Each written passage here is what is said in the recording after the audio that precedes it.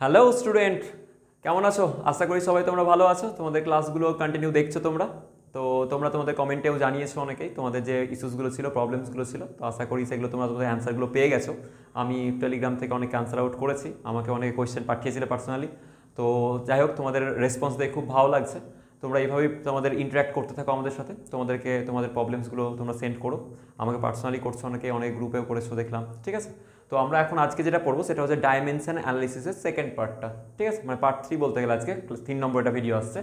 তো application of dimension analysis করতে যাওয়ার আগে আমাদের কয়েকটা জিনিস মাথায় রাখতে হবে, ঠিক আছে। আমি জাস্ট একটা ছোট্ট ছোটো জিনিস বলে রাখছি তোমাকে। একটা জানো, আমি এর একদিন কিছু কিছু আমি ডাইমেনশন অলরেডি করিয়েছিলাম, তো আরও কিছু ডাইমেনশন আজকে নোট করাচ্ছি। জেনে রাখো যে সাপোজ ধরো অ্যাঙ্গেল, অ্যাঙ্গেল মানে কি হচ্ছে কোণ বা থিটা। তোমরা জানো যে থিটা দিয়ে আমরা অ্যাঙ্গেলকে লিখি। তো অ্যাঙ্গেল কি হয়? আর্ক আপন রেডিয়াস, তাই না? আর্ক আপন রেডিয়াস, তাই না?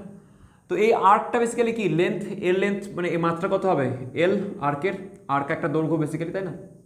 তো যদি আর্ক হয় সেটা হচ্ছে লেন্থ এল, রেডিয়াস কি হবে? এল হবে।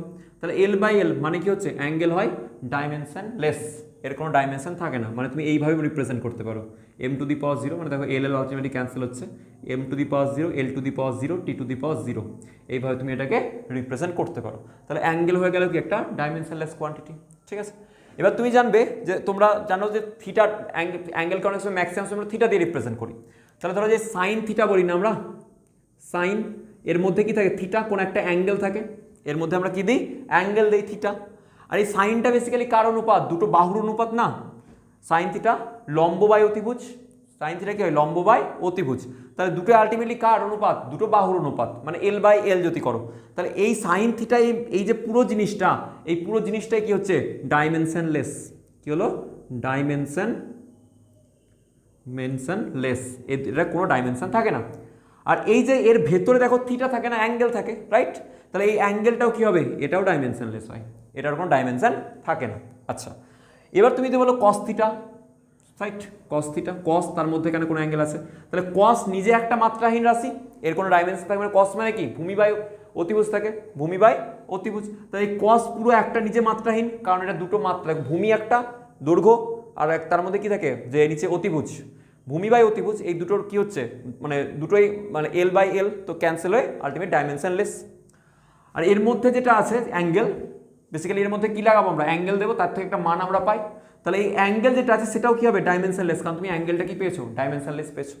আচ্ছা, তাহলে এই যে sine theta, cos theta, tan theta, sec theta, cosec theta, whatever theta আছে, প্রত্যেকটাই কি হবে? ডাইমেনশনলেস। আর এদের মধ্যে যারা থাকবে তারাও কি হবে? ডাইমেনশনলেস হবে। ওকে, আচ্ছা, নেক্সট তাহলে আমি একটা পয়েন্টে চলে আসি। তাহলে 1 নম্বর পয়েন্ট এটা বললে, 2 নম্বর পয়েন্ট হচ্ছে এইগুলো, বা 3 নম্বর পয়েন্ট তুই এটাকে নিতে পারো, লিখে দিতে পারো। থার্ড যদি আমি একটা কথা বলি, দেখো তোমরা বলছো লগ, কি পড়েছো? লগ। এই লগের দেখবে, লগের মধ্যে আমরা কিছু মান দিই, এর মধ্যে কিছু আমরা মান পুট করি, আর এর কিছু এর থেকে কিছু আউটপুটে মানও পাই, রাইট? যেমন কস লগ 1, এর মান কত হবে? 0, তাই না? তো ঘটনা হচ্ছে এখান থেকে লগ ভেতরে কি একটা মান ভ্যালু পুট করি আর পাই একটা ভ্যালু। তাই লগ এই পুরো জিনিসটা নিজে ডাইমেনশনলেস, এই লগ জিনিসটা নিজে ডাইমেনশনলেস। আর এই লগের মধ্যে যা থাকবে সেটাও ডাইমেনশনলেস, এই লগের মধ্যে যেটা দেবো সেটাও ডাইমেনশনলেস থাকে। তাহলে এই জিনিসটা পুরো কি হয়ে গেল? ডাইমেনশনলেস পেয়ে গেলে। তাহলে এটা হচ্ছে ধরো 4th নাম্বার জিনিস। তোমরা একটা জানবে, লগের জায়গায় যদি এলএন থাকতো, লন যেটাকে বলি বেসিক্যালি, ঠিক আছে, এলএন, তো এলএন এর ক্ষেত্রেও সেম কেস, এলএন হচ্ছে নিজে একটা ডাইমেনশনলেস, আর এলএন এর মধ্যে যেটা থাকবে সেটাও কি হবে? ডাইমেনশনলেস। আচ্ছা, ওকে, এবার যদি আমরা থার্ড আর একটা পয়েন্ট দেখি, যে ই টু দি পাওয়ার এক্স বলে একটা কনসেপ্ট পাবো, বা ই টু দি পাওয়ারের উপরে সামথিং, বেসিক্যালি এটার এক্সপোনেনশিয়াল ফর্ম্যাট, লগ থেকে এক্সপোনেনশিয়াল ফর্ম্যাটে আমরা এটাকে নিয়ে আসি।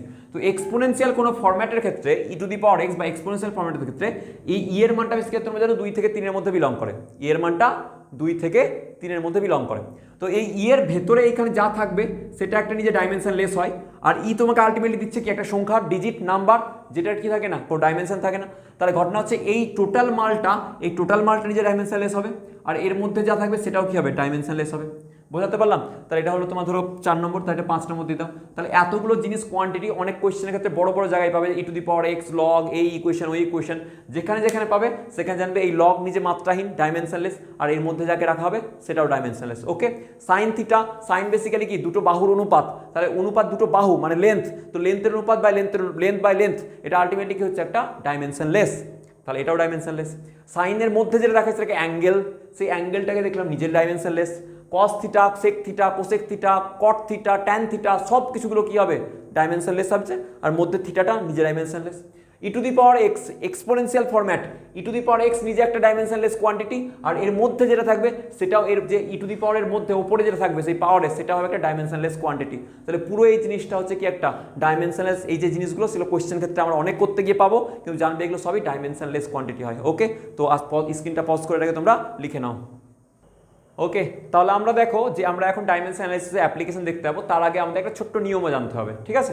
তো নিয়মটা সাপোজ যদি বলি, ভালো করে নিয়মটা শুনবে, খুব ইম্পর্টেন্ট নিয়ম, ঠিক আছে?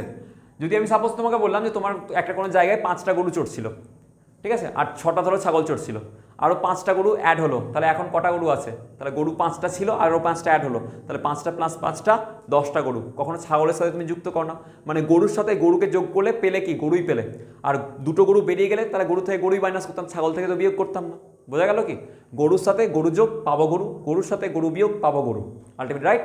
তাহলে কোনো যদি এক্স সাপোজ ধরে কোনো একটা কোয়ান্টিটি হয়, এক্স সাপোজ কোনো একটা কোয়ান্টিটি হয়, গরু হয়, তাহলে এর থেকে কোনো কিছু যোগ করব সেটা গরুই যোগ করব, বা বিয়োগ করব সেটাও কিন্তু এক্স কোয়ান্টিটি হবে।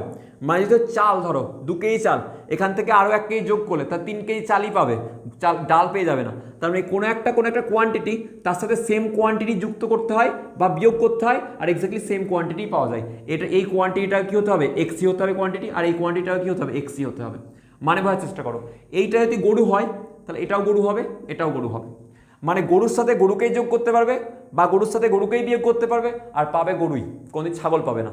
মানে 2টো গরু প্লাস 4টে গরু 6টা গরু, 2টো গরু আর 1টা গরু বিয়োগ হয়ে গেল, তারপরে থাকবে 1টা গরু। বুঝতে পারলাম?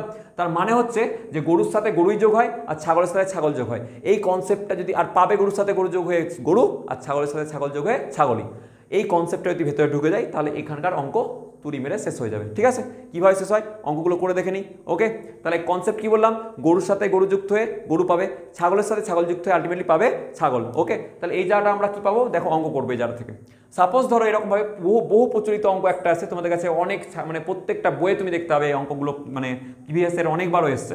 একটা কমন অঙ্ক যে ভ্যান ডার ওয়ালস ইকুয়েশন থেকে তোমার জিজ্ঞাসা করে দেখবে যে P plus A by V square, P plus a by v square equals to into v minus b equals to কি হয়? rt equals to rt। এখানে বলে দেখো যে প্রথম কথা এই a আর b, এই b এই দুটোর মাত্রা কী হবে সেটা বার করতে বলে। মানে একটা ইকুয়েশন যদি দেওয়া থাকে, আর কোনো একটা ইকুয়েশন কী বললাম, কোনো একটা যদি ইকুয়েশন দেওয়া থাকে, সেই ইকুয়েশন যদি আননোন রাশি থাকে, কোনো একটা আননোন কোয়ান্টিটি থাকে, সেই আননোন কোয়ান্টিটিটার মাত্রা আমরা বার করতে পারবো। কি বললাম? কোনো একটা আননোন কোয়ান্টিটি আছে, ধরো এখানে দেখো পি হচ্ছে প্রেশার তোমরা জানো, ভি হচ্ছে আয়তন তোমরা জানো, ভলিউম, তারপরে এই ভি আবার ভলিউম, আর এটা কি হচ্ছে তোমার যে তুমি জানো না কি এটা।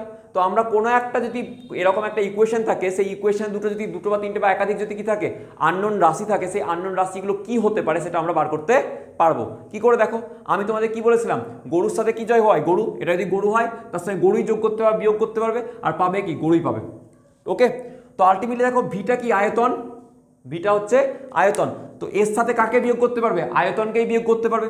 এটা যদি গরু হয় তাহলে এর সাথে গরুকেই বিয়োগ করতে পারবে, রাইট? আর পাবে কি? গরুই পাবে। তাহলে ভি এর সাথে তুমি ভি এর থেকে আয়তন থেকে কাকে বিয়োগ করছো? কিছু আয়তনকেই বিয়োগ করতে পারবে। তাহলে বি কার মাত্রা হবে? বি এর আয়তনের মাত্রার সঙ্গে সমান।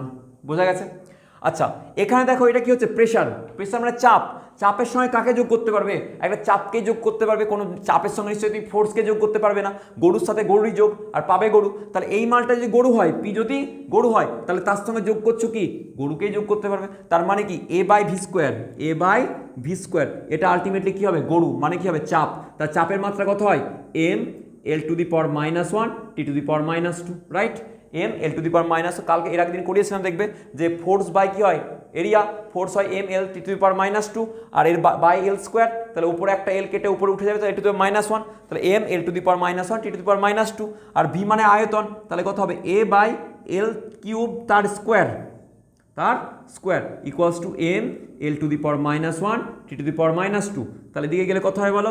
3 × 2 = 6, তাহলে এ এল টু দি পাওয়ার 6, আর ওদিকে গেলে কত হবে -1 আছে, তাহলে কেটে দেখো l⁵ হয়ে যাবে, তাহলে m l⁵ t⁻², এটা হয়ে গেল তোমার কার আনসার, a এর মাত্রা বেরিয়ে গেল, এটা b এর মাত্রা। তাহলে কোনো একটা সমীকরণে বা কোনো একটা ইকুয়েশনে যদি তোমার কি থাকে, কোনো আননোন কোয়ান্টিটি থাকে, তো ডাইমেনশন অ্যানালিসিসের সাহায্যে আমরা তাদের মাত্রা বার করতে পারবো। স্ক্রিনটাকে পজ করে লিখে নাও।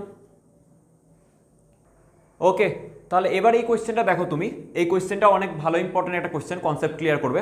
বলা হয়েছে দেখো যে α/t² = fv by beta log 2π beta by T, এই কোয়েশ্চেনটা তোমাকে দেওয়া আছে। এখানে বলা আছে f মানে হচ্ছে ফোর্স, t মানে টাইম, v মানে ভেলোসিটি।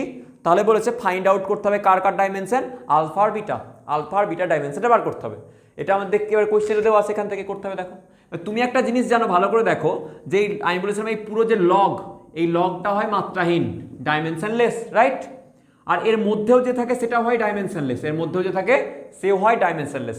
মানে তুমি বলতে পারো যে স্যার তার মানে 2π বিটা বাই টি এটা কি হবে ডাইমেনশনলেস, মানে m⁴ l⁴ t⁴, রাইট? বললাম কি লগ নিজে মাত্রাহীন আর লগের মধ্যেও যে থাকে সেও মাত্রাহীন হয়।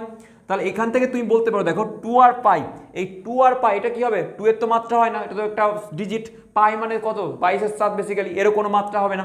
তাহলে বি এর মাত্রাটা বেসিক্যালি কার সঙ্গে, বি = থেকে টি মানে নিচে কি আছে টাইম দিয়ে ভাগ করলাম, = কি চলে আসবে তাহলে m⁴ l⁴ t⁴, তাহলে বিটার মাত্রা কত হয়ে যাবে, দেখো শুধু টাইমের মাত্রার সঙ্গে সমান হয়ে গেল। তাহলে বিটার মাত্রা পেয়ে গেলে কি টাইমের সঙ্গে সমান।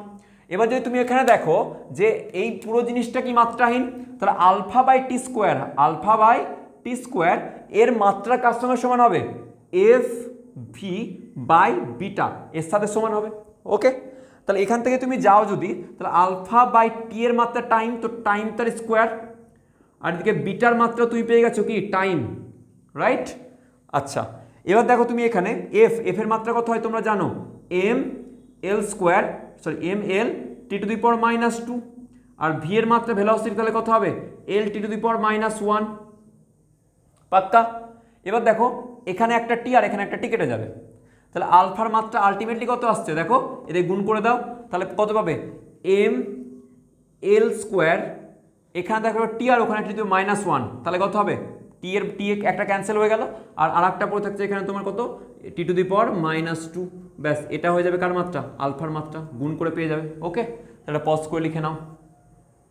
ওকে, তাহলে ডাইমেনশন অ্যানালিসিসের আর একটা খুব গুরুত্বপূর্ণ কি বলবো যে টপিক, যেটা বেসিক্যালি থাকে অ্যাপ্লিকেশন বলতে পারো, সেটা হচ্ছে প্রিন্সিপাল অফ হোমোজিনিটি। হোমোজিনিটি মানে হচ্ছে বেসিক্যালি যে এটা আমরা এইটা দিয়ে আমরা কি করতে পারি, কোনো একটা ইকুয়েশন কারেক্ট আছে কিনা সেটা চেক করতে পারবো। কি বললাম, কোনো একটা সাপোজ ধরো ইকুয়েশন দেওয়া আছে, সেই ইকুয়েশনটা কারেক্ট কিনা সেটা চেক করতে পারবো ডাইমেনশন অ্যানালিসিসের সাহায্যে, আর সেটা বেসিক্যালি প্রিন্সিপাল অফ হোমোজিনিটি আমাকে বলে। প্রিন্সিপাল অফ হোমোজিনিটি বলে কি, কোনো একটা ধরো ইকুয়েশন বা সমীকরণ আছে, কোনো একটা সমীকরণ আছে, সেই সমীকরণের লেফট হ্যান্ড সাইডের ডাইমেনশন আর রাইট হ্যান্ড সাইডের ডাইমেনশন কি হবে, এক্স্যাক্ট সমান হবে। তাহলে প্রিন্সিপাল অফ হোমোজিনিটির অনুসারে যদি একটা কোনো ইকুয়েশনকে কারেক্ট হতে হয়, তাহলে তার লেফট হ্যান্ড সাইডের মাত্রা আর রাইট হ্যান্ড সাইডের মাত্রা কি হতে হবে, সমান। মানে dimension of left hand side equals to কি হতে হবে, dimension of right hand side যদি সমান হয় সেটাকে বলা হয় প্রিন্সিপাল অফ হোমোজিনিটি। আর এটার উপর অ্যাপ্লিকেশন করে আমরা অনেক জিনিস কারেক্ট চেক আছে কিনা চেক করতে পারবো। সাপোজ বললাম এরকম আছে, ধরো এফ ফোর্স ইকুয়ালস টু কি হয় mv²r, তাই না, অপকেন্দ্র বলের মান। তাহলে লেফট হ্যান্ড সাইডের মাত্রা কত হবে, লেফট হ্যান্ড সাইডে আছে দেখো ফোর্স, তাহলে ফোর্সের মাত্রা কত হয় তুমি জানো ml t⁻², right, ml t⁻²। আচ্ছা, রাইট হ্যান্ড সাইডের মাত্রা কত হবে দেখি, তাহলে রাইট হ্যান্ড সাইডে হচ্ছে mv²r, তাহলে কি হবে m এর মাত্রা m, v² এর মাত্রা হচ্ছে l⁻⁻1 তার স্কোয়ার বাই নিচে l। ওকে, তাহলে এখান থেকে কেটে করে দেখো, একটা উপরে l² থাকছে আর নিচের l একটা কেটে যাবে, তাহলে আলটিমেটলি থাকবে ml t⁻², ওকে ml t⁻²। এটা যদি থাকে তাহলে দেখো লেফট হ্যান্ড সাইডের মাত্রা আর রাইট হ্যান্ড সাইডের মাত্রা কি হচ্ছে, সেম হচ্ছে, তাহলে বলবো এটা এটা হচ্ছে ইকুয়েশনটা কারেক্ট ইকুয়েশন। তাহলে এই ইকুয়েশনটাকে আমরা কারেক্ট কিনা চেক করতে পারবো কার সাহায্যে, ডাইমেনশন অ্যানালিসিসের সাহায্যে। আর সেখানে কি হয় বেসিক্যালি লেফট হ্যান্ড কোন একটা ইকুয়েশন লেফট হ্যান্ড সাইডের ডাইমেনশন আর রাইট হ্যান্ড সাইডের ডাইমেনশন কি হতে হবে, সমান। যদি হয়ে যায় সমান তাহলে বলবো ইকুয়েশনটা কারেক্ট, আর যদি সমান না হয় তাহলে ধরে নেবো সেটা কারেক্ট নয়। সাপোজ যদি আমি এই ইকুয়েশনটাকে এভাবে চেঞ্জ করতাম, সাপোজ ধরে বলতাম ফোর্স ইকুয়ালস টু হচ্ছে mv²/r³। কি লিখে দিলাম, mv²/r³। এটা কারেক্ট আছে কিনা চেক করে দেখবো। তাহলে ফোর্সের মাত্রা তুমি দেখতে পাচ্ছ রাইট হ্যান্ড সাইডে, এটা লেফট হ্যান্ড সাইডে এটা আছে। তো রাইট হ্যান্ড সাইডে কি হয়ে যেত তুমি বলো, যে ফোর্স এরকম হতো mv²/r³। তাহলে কত আসতো মাত্রা, এম এর মাত্রা মাসের মাত্রা m, ভি এর মাত্রা হতো কত এল স্কোয়ার করা আছে, তাহলে কত হবে l² t⁻², তাই না। আলটিমেটলি যদি এটাকে দেখো l⁻⁻1 তার স্কোয়ার মানে হচ্ছে l² t⁻²। আর r তার কিউব যদি হয়, ছোট হাতের আর ছিল এখানে, r তার যদি কিউব হয় তাহলে l তার কিউব আসবে এখানে, রাইট। তাহলে নিচে ওপরের সঙ্গে এখানে দেখো কেটে গেল, নিচে একটা l পড়ে থাকবে অনলি, তাহলে এই lটা উপরে উঠে যাবে, তাহলে কত হতো m l⁻⁻1 t⁻²। দেখো এই মাত্রাটা রাইট হ্যান্ড সাইডের মাত্রাটা আর লেফট হ্যান্ড সাইডের মাত্রা এটা কিন্তু এক হলো না, তাহলে এটা কিন্তু কারেক্ট ইকুয়েশন নয়। তাহলে আমরা কি করতে পারি, ডাইমেনশন অ্যানালিসিস বা মাত্রা বিশ্লেষণের সাহায্যে আমরা কি করতে পারি, যে কোনো একটা ইকুয়েশন কারেক্ট আছে কিনা সেটা চেক করে নিতে পারবো, রাইট। তাহলে আমরা চেক করে বললাম যদি লেফট হ্যান্ড সাইড আর রাইট হ্যান্ড সাইডের মাত্রা সমান হয় তাহলে বলবো সেটা কারেক্ট আছে, ইকুয়েশনটা কারেক্ট আছে, তুলে নাও। ওকে, তাহলে এবার দেখো আমি আর একটা উদাহরণ নিয়েছি এটার। তাহলে s = ut + ½ at²। তোমরা এটা পড়েছো অলরেডি। s মানে হচ্ছে সরণ ডিসপ্লেসমেন্ট, u × t, u হচ্ছে ইনিশিয়াল ভেলোসিটি, t টাইম, আর a হচ্ছে অ্যাক্সেলারেশন। তো এখান থেকে আমরা দেখবো লেফট হ্যান্ড সাইডের মাত্রা কত হবে। লেফট হ্যান্ড সাইডের মাত্রা হচ্ছে দেখো যে এটা হচ্ছে s মানে এটা হচ্ছে সরণ ডিসপ্লেসমেন্ট, তাহলে এর মাত্রা কত হবে, l হবে। আচ্ছা রাইট হ্যান্ড সাইডের মাত্রাটা একটু দেখি। রাইট হ্যান্ড সাইডের মাত্রা দেখছো তুমি কত হচ্ছে, যে ut + ½ at² আছে। তো এখানে আমি কি বলতে পারি, যে স্যার ইউ এর মাত্রা কত হয়, l t⁻⁻1, বেগ যেহেতু, তাই না, ইউ মানে তো বেগ, ইনিশিয়াল বেগ। আচ্ছা টি মানে টাইম, তো টাইম দিয়ে গুণ করলাম। হাফের কোনো মাত্রা হয় না, তাই না, মাত্রাহীন, এটা তো একক ডিজিট। এ মানে হচ্ছে কি অ্যাক্সেলারেশন, তাহলে এর মাত্রা তোমরা জানো l t⁻⁻2, আর t² তার টাইম টু দি পাওয়ার মানে টাইমের স্কোয়ার। ওকে, তাহলে এটা যদি করে দেখো তাহলে কত হচ্ছে, এখানে টি একটা দেখো ক্যান্সেল, তাহলে অনলি l পড়ে থাকছে প্লাস l পড়ে থাকছে, রাইট। এখানেও তাহলে l + l মানে আলটিমেটলি তুমি lই পাচ্ছ। তাহলে রাইট হ্যান্ড সাইডের মাত্রা লেফট হ্যান্ড সাইডের মাত্রা সমান, তাহলে ইকুয়েশনটা কি বলবো, কারেক্ট আছে, কোরেক্ট ইকুয়েশন এটা, রাইট, সরি কারেক্ট ইকুয়েশন, তোমাদেরকে এমনি বললাম। তো কারেক্ট ইকুয়েশন আছে। এবার এই ইকুয়েশনটা আবার চেক করি। তাহলে এখানেও দেখো left hand side equals to কি হবে, s ইকুয়ালস টু হবে কি l, রাইট, lই হবে কারণ সরণ তো ডিসপ্লেসমেন্ট। আচ্ছা তারপরে দেখি এখানে রাইট হ্যান্ড সাইডে কি বলছে, রাইট হ্যান্ড সাইডে বলছে ut + at², রাইট। আচ্ছা ইউ এর মাত্রা কত হয় বলো, l t⁻⁻1, আর যদি এটাকে গুণ করো t দিয়ে তাহলে টাইম t হয়ে গেল, plus a acceleration l t⁻⁻2, তার সঙ্গে কী গুণ করতে হবে, টাইম তার স্কোয়ার, দেখো t তার স্কোয়ার, তাহলে এখানে কি পড়ে থাকছে, এখানে একটা l পড়ে থাকছে, প্লাস এখানে কি পড়ে থাকবে, দেখো t² ক্যান্সেল করো, তাহলে আবার কি পড়ে থাকবে এখানে, আলটিমেটলি lই পড়ে থাকবে। তাহলে দেখো l + l আলটিমেটলি গরু প্লাস গরু দিবে কি, গরুই, তো গরুই দিয়েছে দেখো আছে না। তাহলে এইটাও, আরে বাবা এটাও equation correct.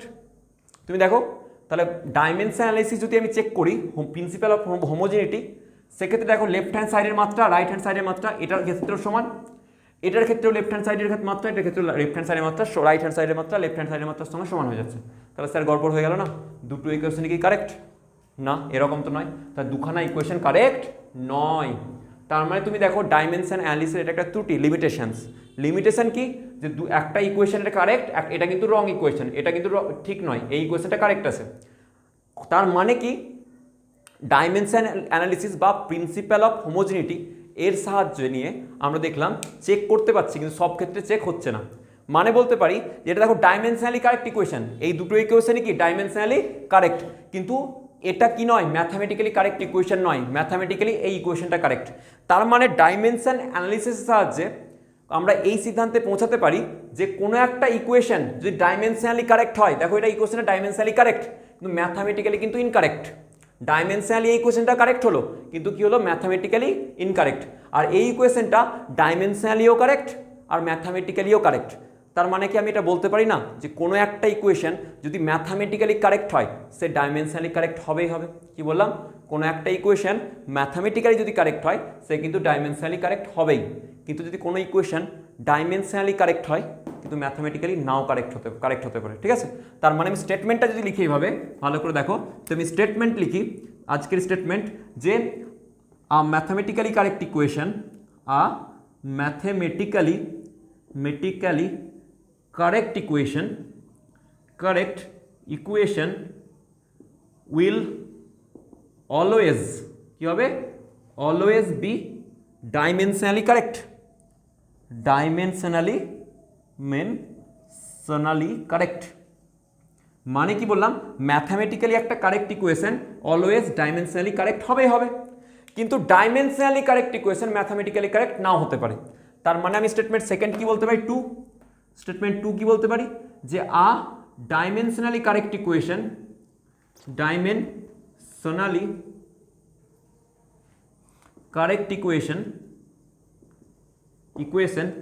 may or may not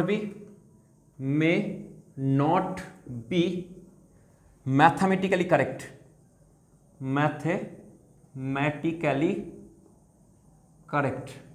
ওকে? মানে একটা dimensionally correct equation mathematically correct নাও হতে পারে, কিন্তু mathematically correct equation dimensionally correct হতে বাধ্য। ওকে, ব্যাস তুলে নাও। চলো এবার তাহলে আমরা দেখে নিই যে থার্ড অ্যাপ্লিকেশন ইউনিট কনভার্সন। মানে সাপোজ ধরো কোনো এক ইউনিট সিস্টেমে তোমায় কোনো জিনিস দেওয়া আছে, তুমি অন্য কোনো ইউনিট সিস্টেমে আনতে চাইছো, তাহলে তোমায় কি করতে হবে? এটা তুমি ডাইমেনশন অ্যানালিসিস সাহায্যে বার করতে পারবে। তাহলে এক ইউনিট সিস্টেম থেকে আমরা অন্য ইউনিট সিস্টেমে যখন যাব তখন আমরা ডাইমেনশন অ্যানালিসিস সাহায্য নিয়ে যেতে পারি। কিভাবে দেখে নাও। সাপোজ আমরা জানি, ধরো সাপোজ তোমাকে কি বলা হলো যে কোনো কিছু আনতে বলা হলো বাড়ি থেকে। ধরো আমরা যদি বলি সাপোজ ধরো এরকম যে 2 কেজি চাল, তো চালের 2 কেজি, 2 একটা সংখ্যা আর কেজি একটা ইউনিট, রাইট? তাহলে কোনো একটা numerical value 2, 2 KG 4 KG 5 KG একটা নিউমেরিক্যাল ডিজিট, আর তার সঙ্গে একটা ইউনিট গুণ করছি, রাইট? তাহলে এটা তোমায় কি দেবে? একটা কোয়ান্টিটি দিয়ে দেবে, কিছু পরিমাণ। ওকে, তাহলে সাপোজ যদি বলা হয় ধরো 1 কেজি চাল, তাহলে একটা হলো কি ইউনিট, একটা হলো কি তোমার একটা নিউমেরিক্যাল ভ্যালু ডিজিট, আর কেজিটা হলো কি একটা ইউনিট, আর 1000 গ্রাম। তো এখানে দেখো এই যে 1000 এটা হলো কি একটা তোমার নিউমেরিক্যাল ভ্যালু ডিজিট, আর এর সঙ্গে একটা কি গ্রাম ইউনিট। তাহলে এই দুটো সমান জিনিস কি না? তাহলে আমরা কি বলতে পারি কোনো একটা ইউনিট কনভার্সনের সময় N1 U1 এক সিস্টেম থেকে 1 ইন্টু কেজি তার সঙ্গে সমান কি যাচ্ছে N2 U2, এটা বলতে পারি, তাই না? এটা বলা যায়। এবার তাহলে ঘটনা হচ্ছে এইটা দিয়ে আমরা এখন সব কিছু জাজ করে নিতে পারবো, পুরো এই কোশ্চেনে দিয়ে আমাদের সমস্ত কিছু অঙ্ক হয়ে যাবে। কীরকমভাবে? সাপোজ ধরো যদি আমি একটা এক্সাম্পল নিয়ে দেখাচ্ছি, সাপোজ যদি বলা হয় 1 নিউটন, ফোর্সের ইউনিট কী হয়? নিউটন, ইকুয়ালস টু কত ডাইন তোমাকে চেক করতে যদি বলা হয়, তাহলে কি করে করবে? চেক করে দেখি চলো। তাহলে 1 নিউটন, তাহলে এখানে এন এর মান কত দেওয়া আছে? N1 এর মান দেখো, N1 এর মান দেওয়া আছে 1, আর U1 এর মান কত দেওয়া আছে? U1 এখানে হচ্ছে নিউটন। ওকে, আচ্ছা এখানে দেখো N2 এর মান জিজ্ঞাসা করতে চেয়েছে, N2 কত, আর এখানে U2 দেওয়া আছে কিসে? ডাইনে, কিসে দেওয়া আছে? ডাইন। আচ্ছা তাহলে আমরা এখানে করবো দেখো N1 1 ইন্টু নিউটন, নিউটনের ফোর্সের একক, তাহলে ফোর্সের মাত্রা কত হবে? ফোর্সের মাত্রা ধরে লিখলাম M1 L1 T1 to the power -2 ফোর্সের সিজি, এটা এসআই পদ্ধতিতে, তাই জন্য এসআই এর জন্য আমি M1 L1 নিলাম, ঠিক আছে, T1 নিলাম এইভাবে। নেক্সট যদি বলি আমি ধরলাম N2 এর মান N2 রাখলাম, কত বার করতে হবে, আর তার সঙ্গে হচ্ছে কত দেখো মাত্রাকে আবার গুণ করব কার? এটা অন্য এককে, তাহলে এটাকে লিখলাম যেহেতু এটা সিজিএস ইউনিট সিস্টেমে কত ডাইন, তো সিজিএস ইউনিট সিস্টেমের জন্য M2 লিখলাম, ঠিক আছে, M2 L2 T2 to the power -2। ওকে, আমাকে কার মান বার করতে হবে? N2 এর মান, কারণ আমাকে চেয়েছে কি কত ডাইন, তাহলে N2 ইকুয়ালস টু কী হবে? M1 by M2 into L1 by L2 into T to the power -2, T1 to the power -2 by T2 to the power -2। Okay, এবার যদি তুমি এটাকে ভালো করে দেখো তাহলে M1 এরটা কি আছে? এসআই ইউনিটে আছে না, এটা এদিকটা কিসে আছে? এসআই, আর এদিকটা সিজি আছে, তাই না? তাহলে এখানে কি করবে? M1টা কিসে? কেজিতে, বা এটা কি আছে? গ্রামে আছে, ইন্টু ওপরে গিয়ে সেটা মিটারে, বাই লেন্থ নিচে কিসে আছে সেন্টিমিটারে, এটা কততে আছে second to the power -2 by নিচে সেকেন্ড টু দি পাওয়ার -2, সেকেন্ডই হয় টাইম আলটিমেটলি, তো সেকেন্ড তো কেটেই গেল, এটা দেখো -2 এখানে তুমি জানো 1 কেজি মানে 1000 গ্রাম কাটাকুটি করার জন্য নিয়ে এলাম, বাই গ্রাম ইন্টু কত হবে 100 সেন্টিমিটার, 1 মিটার মানে 100 centimetre by centimetre, centimetre cancel, gram cancel, দেখো 1 2 3 4 5 একের পরে 5খানা শূন্য অ্যাভেলেবেল, তাহলে কটা কত হবে 10 টু দি পাওয়ার 5, মানে তুমি বুঝে গেলে 1 নিউটন সমান 10 টু দি পাওয়ার 5 ডাইন। আর এটা পেলে কি করে ডাইমেনশন অ্যানালিসিস সাহায্যে, কি হবে n1e1 = n2e2, দুদিকের মাত্রাটাকে সমান করে দিলে দেখো মাত্রাগুলোকে লিখে একের নিচে একটা সিজিএস এর একটা এসআই এর মানগুলো বসালে এককগুলোকে কনভার্ট করলে চলে এলো মানটা। তো আমরা কি করতে পারি ইউনিট কনভার্সন করতে পারি, কার সাহায্যে ডাইমেনশন অ্যানালিসিস সাহায্যে। তো আজকে তোমাদের এই পর্যন্ত অ্যাপ্লিকেশনগুলো করা হলো, এরপরের দিন আমরা টপিকে নেক্সট যে সিগনিফিক্যান্ট নাম্বার বা আরও যেগুলো পোর্শনস আছে সেগুলোকে আমরা কভার আপ করবো। তার মধ্যে এই ভিডিওটা দেখো, কোথাও কোনো অসুবিধা হলে অবশ্যই অসুবিধা হলে প্রবলেম হলে আমাদেরকে জানাও, feel free to ask anything, যেভাবে তোমাদের সাপোর্ট দরকার আমরা তোমাদেরকে সেভাবে সাপোর্ট প্রোভাইড করবো। আর কন্টিনিউ ভিডিওগুলো দেখতে থাকো, তোমাদের ফিডব্যাক মানে most welcome. Thank you very much, all the best.